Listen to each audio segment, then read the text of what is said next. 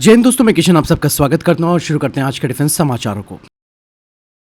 दोस्तों, भारत की startup company IG defence अब तैयार कर रही है एक शॉर्ट रेंज मिसाइल सिस्टम जिसका नाम है आईजी ज्वाला। और ये मिसाइल दोस्तों काफी तेज, सटीक और तुरंत हमला करने की क्षमता देगा हमारी आर्म फोर्सेस को।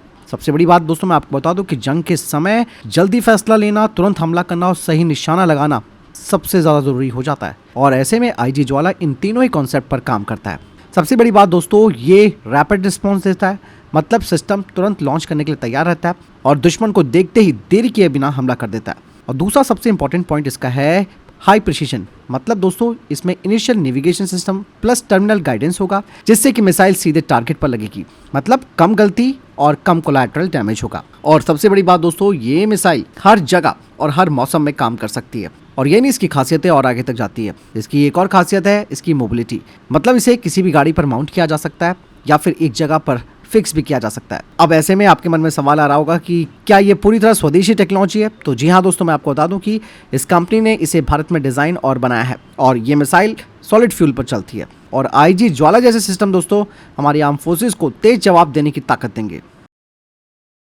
वहीं दोस्तों, भारतीय सेना अब अपनी AK-103 असॉल्ट राइफल को अपग्रेड कर रही है, मतलब पुरानी राइफल को मॉडर्न, स्मार्ट और ज्यादा डेडली बनाया जा रहा है। इसे इसलिए भी अपग्रेड किया जा रहा है क्योंकि दोस्तों इसे रात में ऑपरेट करने में मुश्किलें आ रही थी, एक्यूरेसी कम हो रही थी और फ्लेक्सिबल कम थी। लेकिन दोस्तों जिस तरीके से जंग के हालात बदल गए हैं, रात में भी ऑपरेशंस होते हैं, शहर और पहाड़ों में लड़ाई होती है, तेजी से टारगेट अपनी जगह बदलते हैं।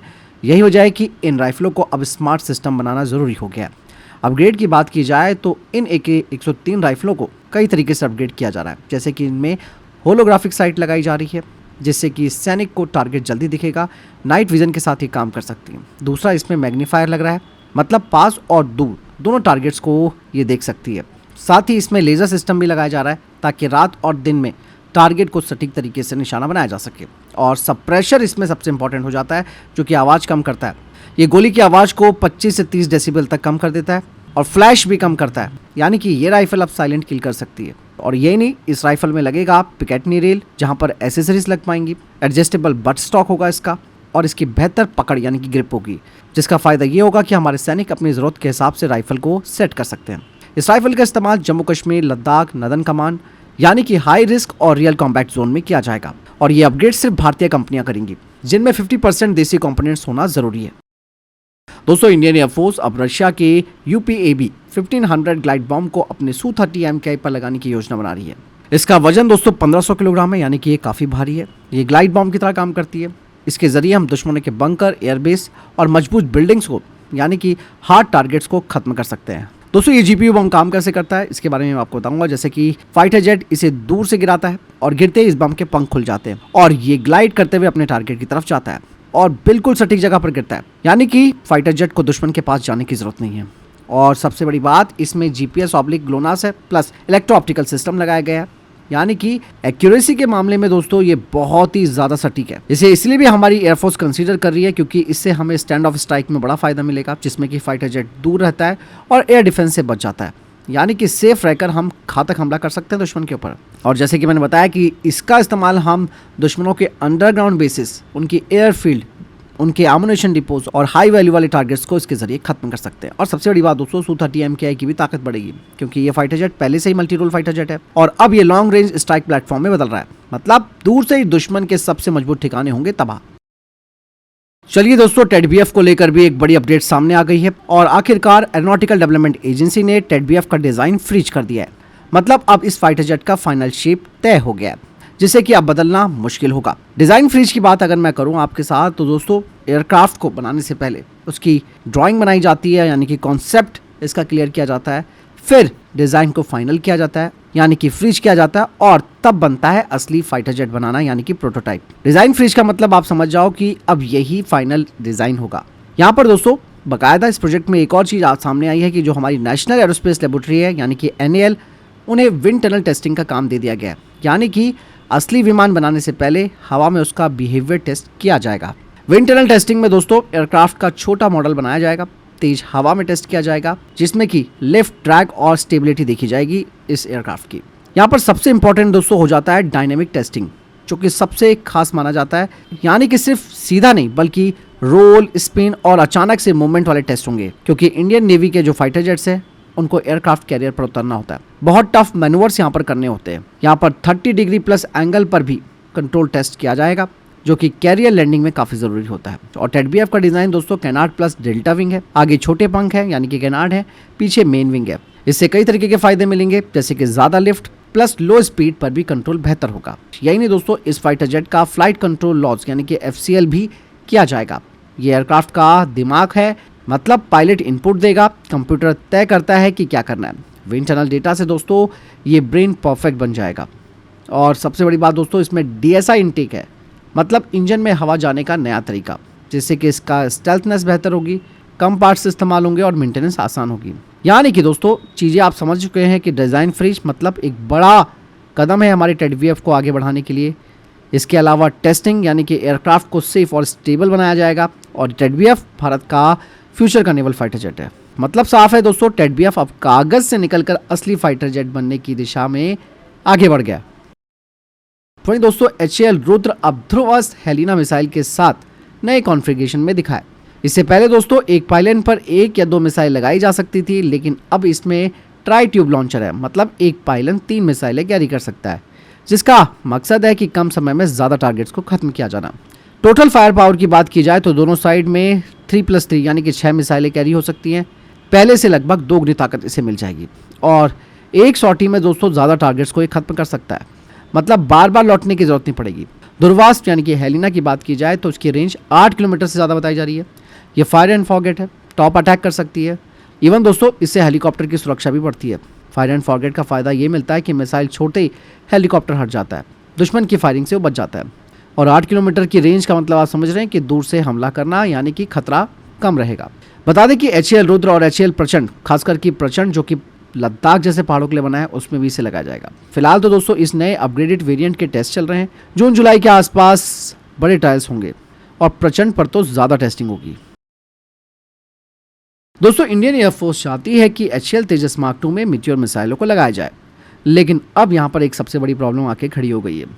और ये प्रॉब्लम है दोस्तों तेजस मार्क 2 में लगने वाले उत्तम ISRR की, क्योंकि दोस्तों मीटियोर मिसाइल जो है उसे यूरोप की कंपनी MBDA बनाती है, आप सब जानते भी हैं। लेकिन यहाँ पर जो सबसे बड़ी प्रॉब्लम ये है कि मीटियोर को अगर सही तरीके से ऑपरेट कराना है तो रडार प्लस मिसाइल के बीच बहुत ही गहरा कनेक्शन होना ज़रूरी है, यानी कि इसके लिए हमें सोर्स कोड एक्सेस चाहिए होगा। लेकिन MBDA के भी हाल बिल्कुल डासो एविएशन की तरह है, ये भी सेंसिटिव डेटा शेयर नहीं करना चाहती, यानी कि इंटीग्रेशन अब अटक गया है। मीटियोर दोस्तों इसलिए भी लगाए जाने की बात चल रही है क्योंकि ये काफ़ी लंबी दूरी से अपने दुश्मनों को खत्म कर सकती है। इसका नो एस्केप जोन भी बड़ा है, यानी कि दुश्मन के बचने के चांसेस बहुत कम हो जाते हैं।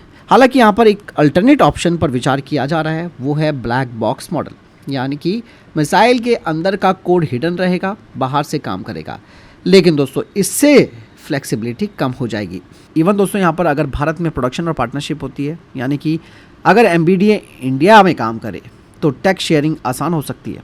और यहाँ पर एक बात क्लियर हो जाती है कि विदेशी कभी आपके सगे नहीं हो सकते हैं और वो हमेशा आपसे आगे रहने की कोशिश करते हैं। लेकिन भारत यहाँ पर चुप बैठने वालों में से नहीं है। भारत ऑलरेडी अपने अस्त्र मिसाइल पर काम कर रहा है। अस्त्र मार्क 1 की रेंज 110 किलोमीटर है, जो कि ऑलरेडी सर्विस में है। अस्त्र मार्क 2 की रेंज 160 किलोमीटर है, डुअल पल्स रॉकेट है, मतलब ज़्यादा पावर, वो भी एंड फेस में। लेकिन यहाँ पर अस्त्र मार्क 3 जो कि रैम जेट इंजन से ऑपरेट होगी, मीटियोर से भी ज़्यादा घातक होगी और मतलब आप ये समझिए कि ये पूरी तरह मीटियोर किलर बन सकती है। इसलिए भारत के पास अभी 2 रास्ते हैं। चलो फिलहाल तो मीटियोर अगर इंटीग्रेट हो जाती है तो इससे हमारी जो कैपेबिलिटी है वो तुरंत बढ़ जाएगी, नहीं तो दूसरा ऑप्शन तो हमारे पास है ही, यानी कि अस्त्र पर भरोसा करो, पूरी तरह आज़ादी लो, यानी कि नो फॉरेन डिपेंडेंसी। दोस्तों भारतीय वायुसेना का एक नया प्लान सामने आया। बताया जा रहा है कि रफाल फाइटर जेट को अब दक्षिण भारत में डिप्लॉय किया जा रहा है।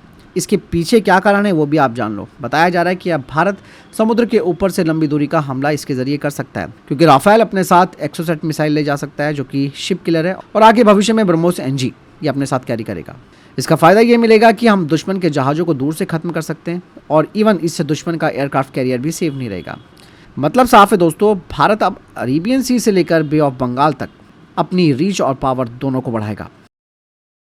दोस्तों भारतीय वायुसेना अब अपनी पुरानी पिस्टल्स को हटाकर नई आसमी मशीन पिस्टल का टेस्ट कर रही है। इससे पहले जो पुरानी पिस्टल थी एडजस्टेबल हैंडल है, उसमें कम गोलियां और होती थी और रेंज भी कम, लेकिन 30 अब राउंड नई मैगजीन आसमी है। पिस्टल से मिलेगा ये 25, ऑटो फायरिंग की 27, क्षमता, 30, ज्यादा 32, गोलियां ले जाना ये और एडजस्टेबल है, इसकी मतलब रेंज भी ये ज्यादा डिफरेंट होगी। मैगजीन इसके पीछे का भी अलग रीजन है अलग राउंड की आप अगर इसमें यूज कर पायलट सकते दुश्मन के इलाके में गिर भी ठीक है, जाता है as per the तो वो पायलट requirement. वहां That पर means लड़ भी सकता है और बच भी 25 सकता राउंड है। की, और इसके स्पेशल 27 वेरिएंट की बात की जाए 30 तो उसमें राउंड, सप्रेशर 32 भी होगा, आप मतलब इसको आवाज कम, इस्तेमाल कर सकते हैं। इसका अभी ये जो है कॉम्पैक्ट 30 साइज भी राउंड होगा, की है। यानी कि कॉकपिट उसके में बाद आसानी से फिट ये हो पाएगा। पिकेटनी रेल है मतलब आप इसे यूनिवर्सल, इस तरीके से समझो इसके कि ये साथ जो साथ आसमी है 360 डिग्री वो पायलट का यूज कर मिनी सकते हैं, सर्वाइवल वेपन मतलब सिस्टम इस हो तरफ भी जाएगा। यूज कर सकते यानी हैं, कि इस तरफ भी कर सकते हैं। भारतीय पायलट ये सिर्फ 4 ग्रिप उड़ान में ही को हटा करके नहीं, जमीन पर नीचे भी भी खुद यूज को किया जा बचाने सकता में है। ज्यादा मतलब खतरनाक होंगे। सब तरफ से आप और कुछ ना दोस्तों कुछ भारतीय वायुसेना आप ने पिकेटनी अपने रेल MiG-29 यूज करके पर माउंट करके नई इस्तेमाल कर ESM सकते मिसाइल हैं। लगा अभी दी क्या है, पहले ये आप अगर पुरानी देखें R-73 तो थी ये एक फीचर जो सिर्फ दिया गया डॉग है, फाइट के ये लिए सही थी, लेकिन राइट हैंड अब कॉकिंग ESM आ के गई लिए है, है, यानी कि इवन ये ये ज्यादा लेफ्ट स्मार्टर हैंड है, कॉकिंग के लिए फास्टर भी है यूज हो और सकता ज्यादा है। घातक है। यानी अगर कि दोस्तों जिसकी रिक्वायरमेंट है तो हम ये न चीज सिर्फ दुश्मनों ये के फाइटर जेट को गिराएगी एडजस्टमेंट है, बल्कि ये हम इधर दुश्मनों लगा के करके बड़े इस ड्रोन्स तरफ को से भी खत्म कॉकिंग कर कर सकते सकते हैं। ठीक है, इस रैम की सबसे अभी बड़ी बात दोस्तों ये है कि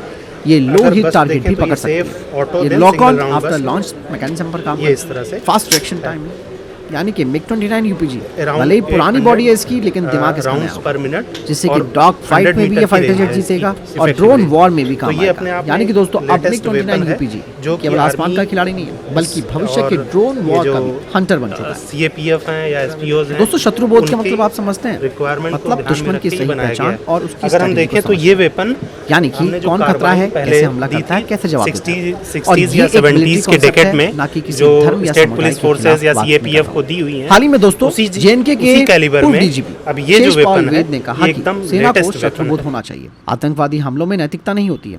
उन्होंने उदाहरण दिया कि वैष्णो देवी, अक्षरधाम, अयोध्या ये अक्सर दुश्मनों के पॉइंट थे। आतंकवाद को समझकर सख्ती से जवाब देना जरूरी है। दोस्तों ये बयान पता उनका क्यों आया है? क्योंकि हाल ही में जनरल उपेंद्र द्विवेदी जी ने एक बड़ी बात कही। उन्होंने कहा कि हमने ऑप सिंदूर में स्पेशल टाइम, जब मस्जिदों में ये लोग नमाज अदा करते हैं, उस टाइम हमने कोई अटैक नहीं किया। हमने उस टाइम को चुना जिस टाइम पर वहाँ पर आम लोग नहीं होते, यानी कि दुश्मनों को हमने उसी टाइम पे मारा जिस टाइम पर वहाँ पर और कोई सिविलियन नहीं था। और उनके इसी बयान पर दोस्तों एक बड़ा मुद्दा यहाँ पर खड़ा हो गया है कि भाई जब दुश्मन आपके धार्मिक स्थलों पर हमला कर रहा है, वो भी बिना सोचे बिना पूछे, तो आप इस तरीके का स्टेटमेंट कैसे दे सकते हैं? इसलिए यहाँ पर शत्रुबोध की बात की जा रही है। मतलब सेना को दुश्मन के खिलाफ सख्त होना पड़ता है और किसी भी तरीके का जो पब्लिक स्टेटमेंट आता है उसमें बैलेंस और क्लियरिटी भी होना ज़रूरी है। फिलहाल आपको क्या लगता है दोस्तों, इस बारे में आपकी क्या राय? कमेंट सेक्शन में अपनी राय जरूर दीजिएगा। वहीं दोस्तों HAL ने 4 नए ALH Mark 3 MR Indian coast guard को सौंपे हैं। यह हेलीकॉप्टर दोस्तों sea surveillance, search and rescue, anti piracy operation, troop and logistics support कर सकते हैं। यह ट्विन इंजन वाला हेलीकॉप्टर है। नाइट ऑपरेशन कैपेबिलिटी इसमें आती है। मॉडर्न ग्लास कॉकपिट इसमें लगाया गया है। वहीं दोस्तों भारतीय सेना के प्रमुख जनरल उपेंद्र द्विवेदी जी ने new space research and technologies का दौरा किया और यहाँ पर उन्होंने शेषनाग 150 UGV को देखा। इसके अलावा ग्राउंड रोबोट्स को देखा जो कि पेलोड कैरी कर सकते हैं और बैटलफील्ड में सपोर्ट दे सकते हैं। साथ ही उनको स्वार्म ड्रोन्स और ISR सिस्टम भी दिखाए गए। और यही नहीं, सेना प्रमुख को इस कंपनी ने कामिकीजी लॉइटरिंग ड्रोन्स भी दिखाए। और यही नहीं, ये कंपनी अब एंटी ड्रोन सिस्टम भी बना रही है। हैप्स पर इनका काम चल ही रहा है। मतलब भविष्य की जंग की तैयारी भारत ने शुरू कर दी है। इसके अलावा भारतीय सेना के प्रमुख ने 515 यानी कि 515 आर्मी बेस वर्कशॉप का दौरा किया और यहाँ पर उन्होंने एडेप्टिव मैन्युफैक्चरिंग यानी कि 3D प्रिंटिंग फैसिलिटी लॉन्च की। 3D प्रिंटिंग यानी कि मेटल प्लस पॉलीमर, टूटे हुए पार्ट्स इसके जरिए तुरंत बनाए जा सकते हैं। बाहर से मंगवाने की जरूरत कम है। और यहाँ पर दोस्तों डैमेज पार्ट को स्कैन करके सेम पार्ट बनाया जा सकता है, यानी कि युद्ध के समय जल्दी रिपेयर हो पाएगी चीज़ें और नए इक्विपमेंट का तेजी से डेवलपमेंट हो पाएगा। यही नहीं, इस दौरान जनरल उपेंद्र द्विवेदी ने स्वदेशी ड्रोन और कंप्यूटर कंट्रोल मशीन्स यानी कि CNC का भी जायजा लिया। मतलब आप समझो कि इन चीज़ों के जरिए भारतीय सेना खुद अपने स्पेयर पार्ट्स को बैटलफील्ड के पास बना सकती है, जिससे कि टाइम भी बचेगा, सेल्फ रिलायंस भी हमारा बढ़ेगा और युद्ध में हमारी तैनाती प्रॉपर रहेगी। तो फिलहाल ये थे अभी तक के टॉप डिफेंस अपडेट। वीडियो के सामने कोई प्रश्न जवाब या आपका कोई सवाल है कमेंट सेक्शन में लिखकर जरूर पूछेगा। वीडियो को लाइक शेयर जरूर कीजिएगा। ख्याल रखिएगा अपना। जय हिंद, वंदे मातरम।